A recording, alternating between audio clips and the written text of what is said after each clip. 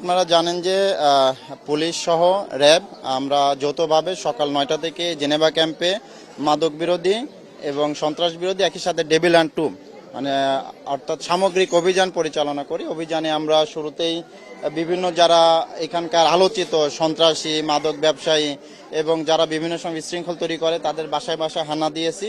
হানা দেওয়ার পরে তো আমাদের উপস্থিতি টের পাওয়ার পরেও মানে আলোচিত যারা তারা হয়তো পালিয়ে চলে গেছে, কিন্তু আমরা আল্লাহ তাআলার প্রতি শুকরিয়া যে আমাদের সামগ্রিক প্রচেষ্টায় আমরা ৯ জন বিভিন্ন অপরাধের সাথে যুক্ত তাদের আটক করতে সক্ষম হয়েছি এবং তাদের বাসা বাড়িতে আমরা অভিযান করে দেখেন আমরা সকালে হচ্ছে এখানে প্রায় 5 ব্যাগ আর এখন আবার নতুন 5 ব্যাগ ইনটেক, মোট 1 মন গাঁজা অর্থাৎ 40 কেজি গাঁজা ইনটেক গাঁজা আমরা উদ্ধার করেছি। আর এখানে লুজ এই যে লুজ গাঁজা প্রায় 500-র মতো ওই যে ছোট ছোট পুরিয়া বলে আর কি, এইগুলো এক একটা পুরিয়া কয় টাকা করে বিক্রি হয়?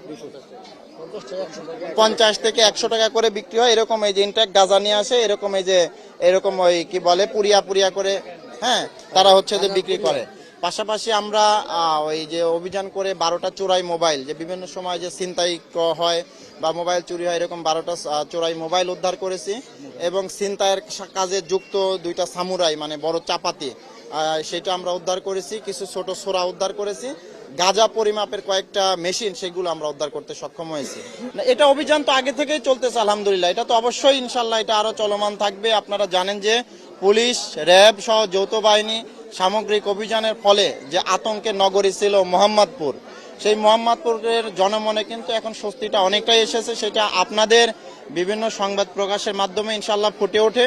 পাশাপাশি যে জেনেভা ক্যাম্প নিয়ে মানুষের মনে যে এক ধরনের আতঙ্ক ছিল, একটা অজানা রহস্য ঘেরা জেনেভা এই ক্যাম্পে একসময় ঢোকা যেত না, বেরোয়া যেত না, মানুষের কাছে সবসময় একটা গোলক দাদা ছিল, সেইটা আমরা ইনশাল্লাহ ভাঙতে সক্ষম হয়েছি এবং আমরা এখন নিয়মিত এখানে আসি, অভিযান করি। আমরা এখানে যারা অপরাধের সাথে যুক্ত তাদের আমরা ধরে নিয়ে যাই, বিজ্ঞ আদালতে সোপর্দ করি।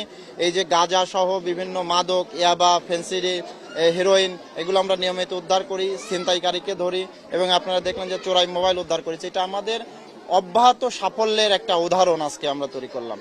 আশা করব যে গণমাধ্যম সহ অন্যান্য সাধারণ মানুষজন আমাদের সাথে সহযোগিতা করবেন, যাতে করে আমরা মোহাম্মদপুরকে একেবারে কাঙ্ক্ষিত মাত্রা নিরাপত্তা মানে জনগণকে নিরাপদ রাখতে পারি এবং এলাকায় নিরাপত্তা নিশ্চিত করতে পারি। এটা আমাদের বিনীত অনুরোধ থাকবে।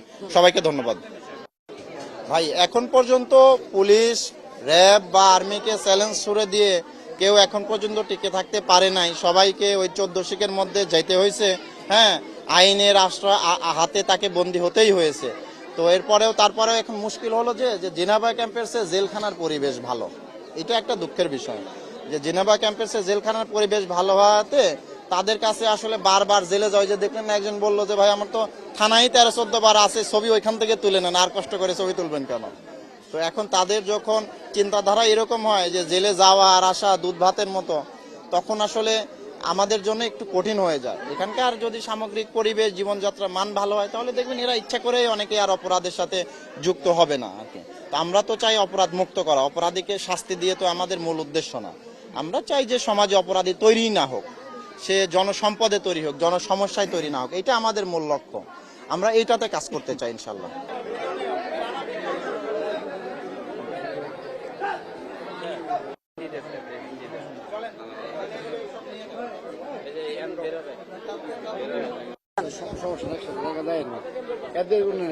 মনে করেন যে আক্রমণ শুরু করবো না, ধাপিয়ে ধাপিয়ে আগ্রহ ঠিক নেই, সেটার লেগে তো বলছি। অভিশাপ দিবে রে নিতে, নরকেও জায়গা পাবি না এভাবে যদি মানুষের রিজিক নষ্ট করে।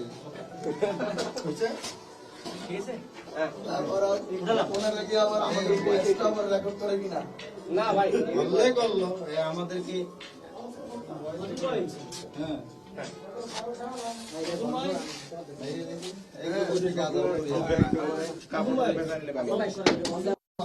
উপরে বড় একটা বলতে আছে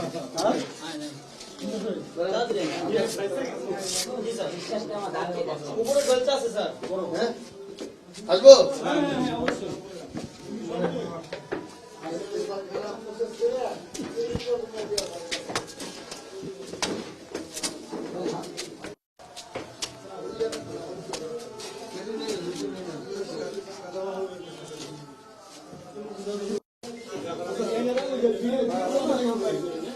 এমনি